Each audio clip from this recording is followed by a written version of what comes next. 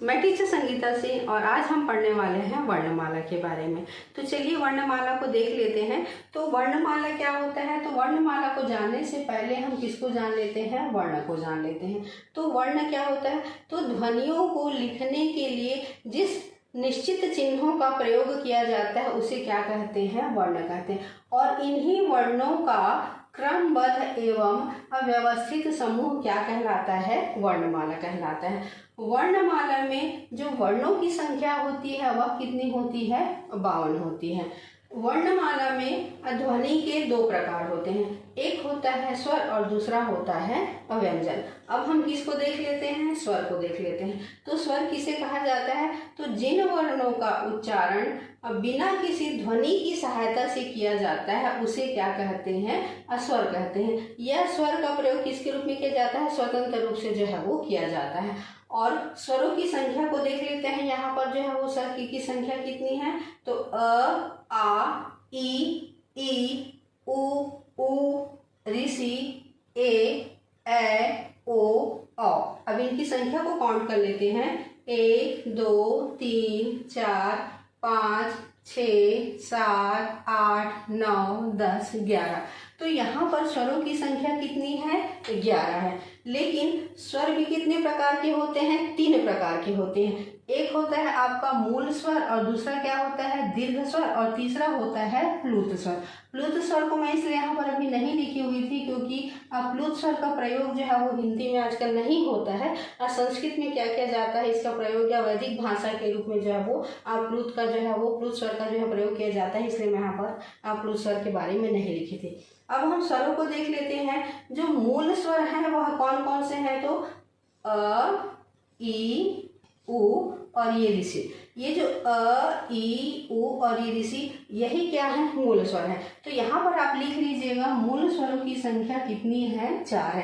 क्योंकि अधिकतर competitive exams में पूछा जाता है, अगर मान लीजिए पूछा जाता है स्वरों की कुल संख्या कितनी है, तो स्वरों की कुल संख्या बोलेंगे तो हम वहाँ पर कितना लिखेंगे? 11 करके लिखेंगे। लेकिन अगर मान लीजिए मूल स्वरों की संख्या लिखे करके बोलेंगे तो वहाँ पर हम उत्तर क्या बताएंगे? 4 बताएंगे इसका।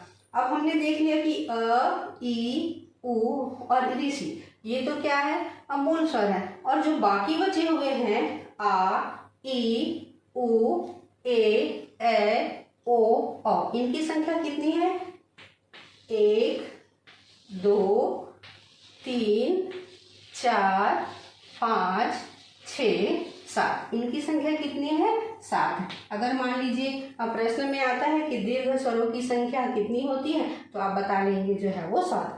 अगर हम इनकी परिभाषा को देखें तो उच्चारण करते समय मूल स्वर क्या होता है? कम समय लेता है, जबकि दीर्घ स्वर क्या होता है? अधिक समय लेता है, इसलिए इसे क्या कहा जाता है? दीर्घ स्वर कहा जाता है। और ऐसा कुछ बड़ा नहीं है कि जो है वो दीर्घ लिखा है तो कुछ और इसका बड़ा रूप होगा तो जो है वो दीर्घ स्वर कहा जाता है, ऐसा कुछ नहीं है। सिर्फ जो है वो उच्चारण में समय लेने की वजह से इसे क्या कहा जाता है?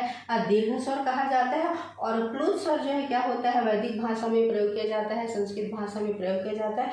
हिंदी में आजकल जो इसका बिल्कुल भी चलन नहीं है, इसलिए इसे क्या किया जाता है? आजकल उपयोग में नहीं लाया जाता है, इसके बारे में जो है नहीं बताया जाता है। अधिकतर जो इसका प्रयोग जो है किसमें किया जाता है? संस्कृत भाषा में किया जाता है।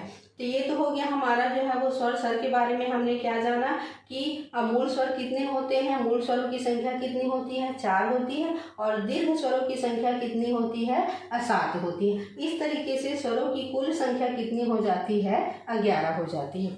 अब हम किसको देख लेते हैं? अयोगवाह को देख लेते हैं। अब ये अम और आहा करके लिखा हुआ है। अम और आहा को क्या कहा जाता है? अयोगवाह कहा जाता है। अम और आहा को क्यों अयोगवाह कहा जाता है? क्योंकि है ना तो पूरी तरीके से स्वर होते हैं और ना ही क्या होते हैं? पूरी तरीके से व्यंजन होते हैं, इसलिए इसे क्या कहा जाता है? अयोगवाह कहा जाता है। अगर मान लीजिए कुछ एग्जाम्स में आ जाता है कि अयोगवाह कौन कौन से हैं, तब आपको मालूम होना चाहिए अम और आहा को क्या है? अयोगवाह है। तो आप यहाँ पर क्या कर सकते हैं? निशान लगा सकते हैं। और इनको जो है किस रूप में लिखा जाता है? तो अम को जो है अनुस्वार के रूप में लिखा जाता है और आहा को किसके रूप में लिखा जाता है? विसर्ग के रूप में लिखा जाता है। अब हम किसको देख लेते हैं, व्यंजन को देख लेते हैं। अगर हम व्यंजन की परिभाषा को देखें तो जिनका प्रयोग जो है वो स्वरों की सहायता से किया जाता है, और साथ ही जब हम इनका उच्चारण करते हैं तो हमारी जो प्राणवायु है वह मुख के क्या कौन कौन से भाग से, जैसे कंठ से, तालु भाग से और दांत भाग से और ओठ भाग से टकरा करके जब बाहर निकलती है या बाधित होकर के बाहर निकलती है, तब हम उसे क्या कहते हैं, व्यंजन कहते हैं। या सरल रूप में एक ही उसका भाषा हम इस्तेमाल कर सकते हैं, एक ही परिभाषा हम लिख सकते हैं कि व्यंजन जो है वो स्वरों की सहायता से क्या किया जाता है, इसका उच्चारण किया जाता है। अब हम देख लेते हैं व्यंजन की जो है वो संख्या कितनी होती है। तो व्यंजन की संख्या कितनी होती है, 33 होती है। यहाँ पर देखिए क से लेकर के ह तक के 33 वर्ण या अक्षर, ठीक है। आप इसको क्या कर सकते हैं, अक्षर भी लिख सकते हैं। इसको मैं पहले ही बता चुकी हूँ कि वर्ण को ही हिंदी में क्या कहते हैं, अक्षर कहते हैं। क्योंकि हम अक्षर शब्द का ज़्यादा प्रयोग करते हैं इसलिए बार बार हम क्या बोलते रहते हैं, अक्षर बोलते रहते हैं। तो क से ह तक के जितने भी 33 अक्षर हैं वह क्या है, आपके व्यंजन हैं। इनको देख लेते हैं कौन कौन से जो है वो 33 अक्षर हैं वह क्या है, व्यंजन है। तो क ख ग घ अंगा, च छ ज झ ञ, ट ठ ड ढ अड़ा, त थ द ध न, प फ ब भ म, य र ल व श स स ह। यहाँ तक के जो 33 वर्ण हैं इन्हें क्या कहा जाता है, व्यंजन कहा जाता है। साथ ही यहाँ पर जो आप देख रहे हैं, मैं यहाँ पर लिखी हूँ क वर्ग, च वर्ग, ट वर्ग, त वर्ग और प वर्ग करके लिखी हूँ मैं।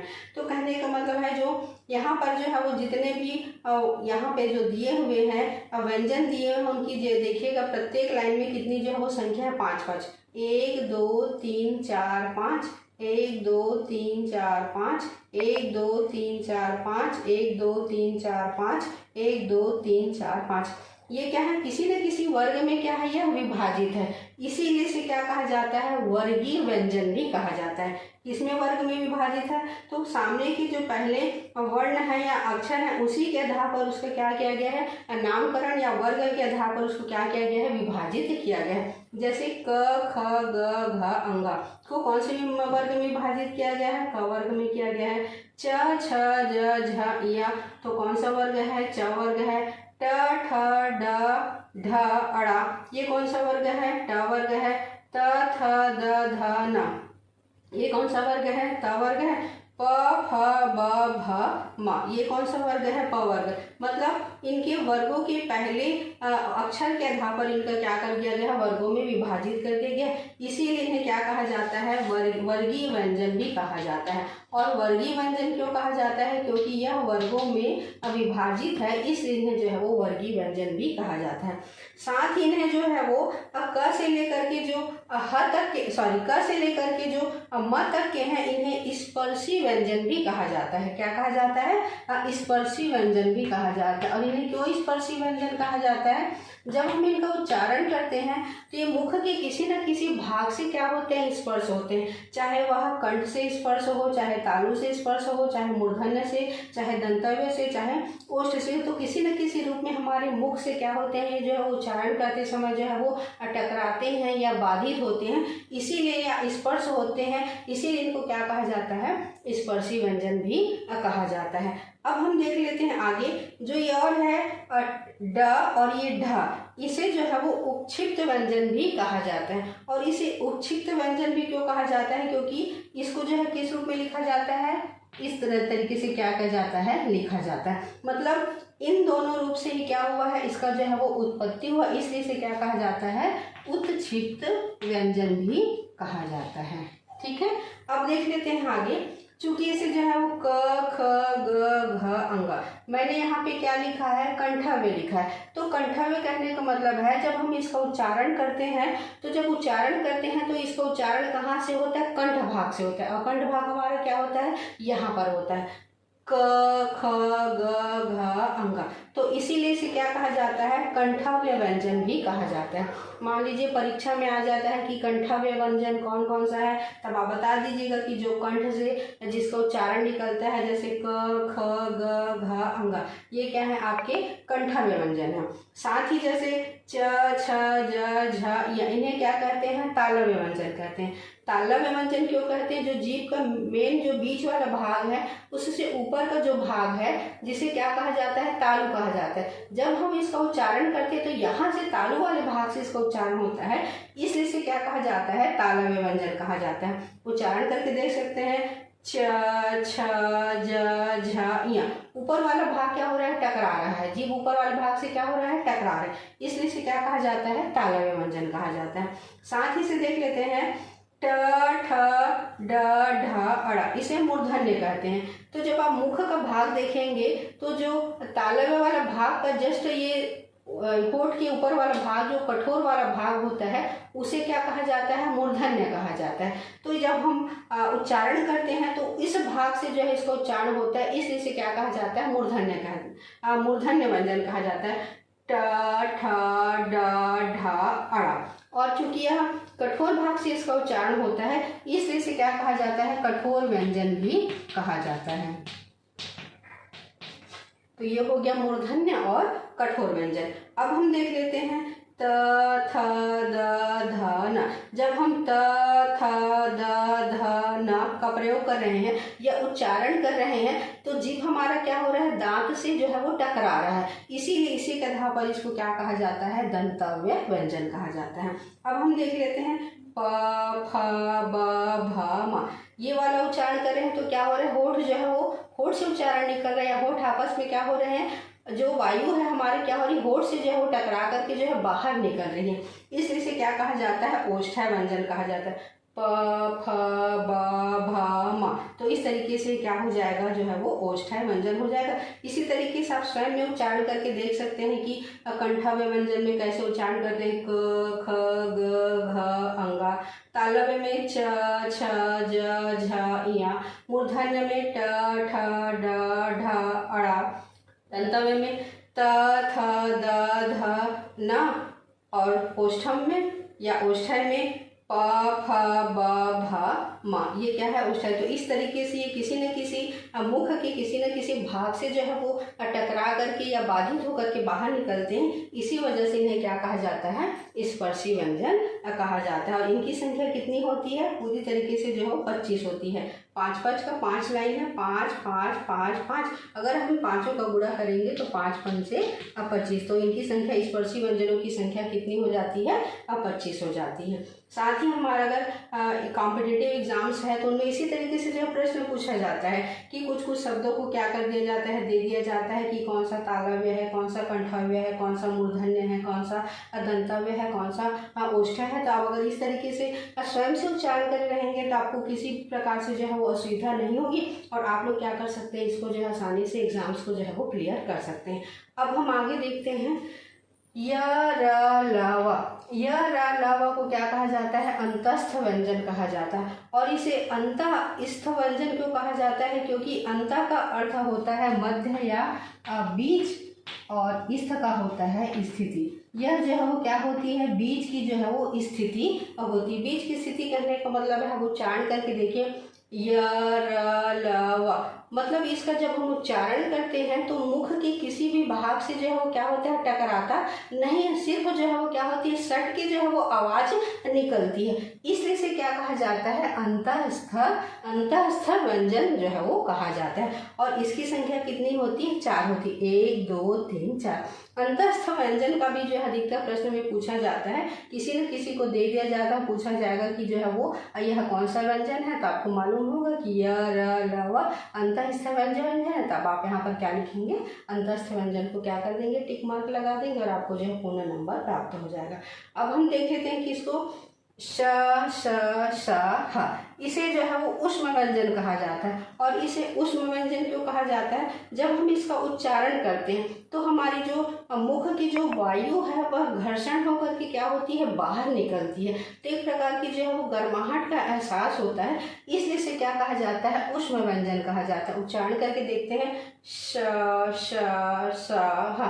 तो कहीं ना कहीं क्या हो रहा है, आपस में कोई ना कोई मुख के भाग क्या हो रहे हैं, टकरा रहे हैं, और टकराने की वजह से, घर्षण की वजह से एक प्रकार की क्या उत्पन्न हो रही है, ऊष्मा उत्पन्न हो रही है, इसलिए इसे क्या कहा जाता है, ऊष्म व्यंजन कहा जाता है। अब हम छ त्र ज्ञ स्र को देख लेते हैं। तो छ त्र ज्ञ स्र को संयुक्त व्यंजन भी कहा जाता है। और इसे संयुक्त व्यंजन क्यों कहा जाता है, क्योंकि यह दो व्यंजनों के मेल से बनता है, इसलिए इसे क्या कहा जाता है, संयुक्त व्यंजन कहा जाता है। चलिए देखते हैं ये कैसे दो व्यंजनों के मेल से बनता है। सबसे पहले छछत्री का देख लेते हैं।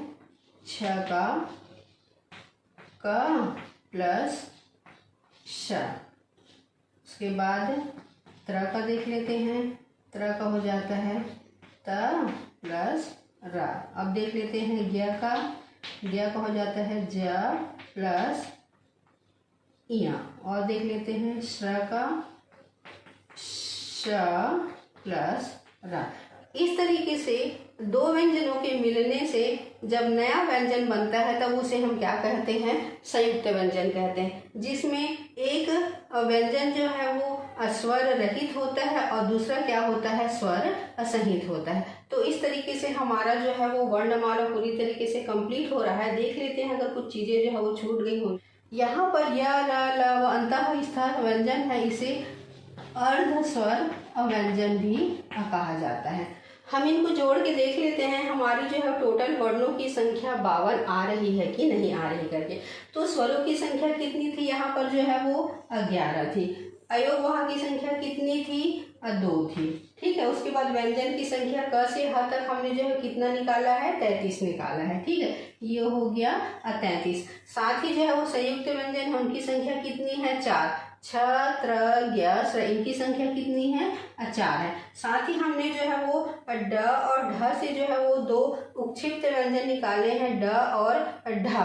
तो इसकी संख्या कितनी हो गई है, 2। अब जोड़ लेते हैं कितनी हो जा रही है, टोटल इसकी संख्या जो है वो 6 7 8 9 10 11 कितनी हो जाएगी, अब 12। एक इधर चले जाएगा, 1 और 3 4 और 1 हो गया 5। तो टोटल कितना हो गया, 52।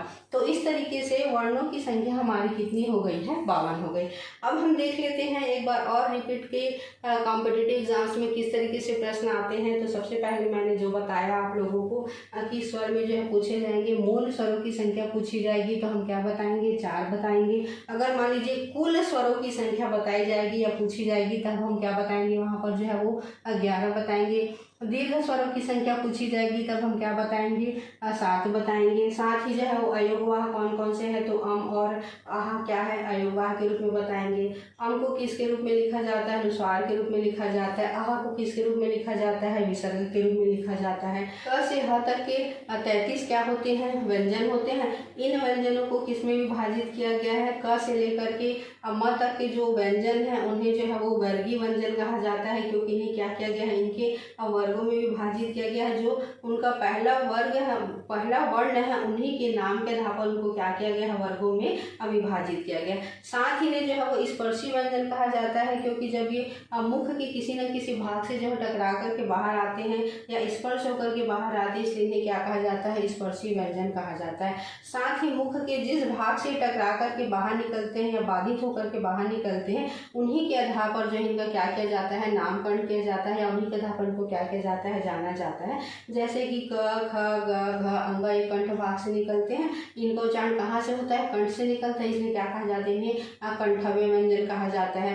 च छ ज झ या तालु वाले भाग से जो है वो उच्चारित होते हैं, इसलिए इन्हें क्या कहा जाता है, तालव्य व्यंजन कहा जाता है। मूर्धन्य जो है वो कठोर भाग से, मुख के जो है कठोर भाग से जो इनका क्या हो जाता है, उच्चारण होता है, इसलिए इन्हें क्या कहा जाता है, मूर्धन्य कहा जाता है। साथ ही इन्हें क्या कहा जाता है, कठोर व्यंजन कहा जाता है। और इसमें कौन कौन से होते हैं, ट ठ ड ढ अड़ा। दंतव्य जो दांत भाग से जो है बाधित होकर क्या, इसका उच्चारण दांत भाग से टकरा करके होता है, जैसे त थ द ध न, इसलिए इन्हें क्या कहा जाता है, दंतव्य व्यंजन कहा जाता है। प फ ब भ म ये क्या होते हैं, ओष्ठ भाग से जो है बाधित होकर के इनका उच्चारण किया जाता है, इसे इन्हें क्या कहा जाता है, ओष्ठ व्यंजन कहा जाता है। अंतःस्थ व्यंजन क्यों कहा जाते हैं? क्योंकि जब हम उच्चारण करते हैं तो मुंह के किसी भी भाग से क्या होते हैं, टकराते नहीं हैं, सिर्फ जो है वो सट करके क्या होती है, जो है वो आवाज़ है इसको जो उच्चारण होता है, इसलिए इसे क्या कहा जाता है, अंतःस्थ व्यंजन कहा जाता है। साथ में क्या कहा जाता है, अर्धस्वर व्यंजन कहा जाता है। श श श ह के लिए क्या होता है, जब हम उच्चारण करते हैं तो मुख वायु क्या होती है, गर्म होकर के बाहर निकलती है, इसलिए इसे क्या कहा जाता है, उष्ण व्यंजन कहा जाता है। और संयुक्त व्यंजन इसे क्यों कहा जाता है, छ त्र ज्ञ स्वर को, क्योंकि ये दो व्यंजनों के मेल से क्या होता है, मिल करके बनता है, इसलिए इसे क्या कहा जाता है, संयुक्त व्यंजन कहा जाता है। और इसमें संयुक्त व्यंजन में क्या होता है, एक व्यंजन जो है वो स्वर रहित होता है और दूसरा क्या होता है, स्वर सहित होता है। तो ये था हमारा जो है वो हिंदी वर्णमाला, और ये तो था डिटेल रूप में। लेकिन अधिकतर जो है कॉम्पिटिटिव एग्जाम्स में किस तरीके से प्रश्न आते हैं उनका मैं क्या कर दूंगी, एक वस्तुनिष्ठ के रूप में छोटा सा एक वीडियो बना दूंगी, उसे आप क्या कर सकते हैं, देख सकते हैं, जिससे और जो है वो क्या हो जाएगा, क्लियर हो जाएगा कि ये जो सारी तालव्य हैं, कंठव्य है, मूर्धन्य है, साथ ही अयोग वहन से जो है किस तरीके से जो है प्रश्न बनता है, या किस तरीके से जो कॉम्पिटिटिव एग्जाम्स में प्रश्न पूछा जाता है, तो वो हमारा क्या हो जाएगा, आसान हो जाएगा। तो अगर आप लोग मेरे वीडियो अच्छा लगा होगा तो like, comment, share and subscribe कीजिएगा।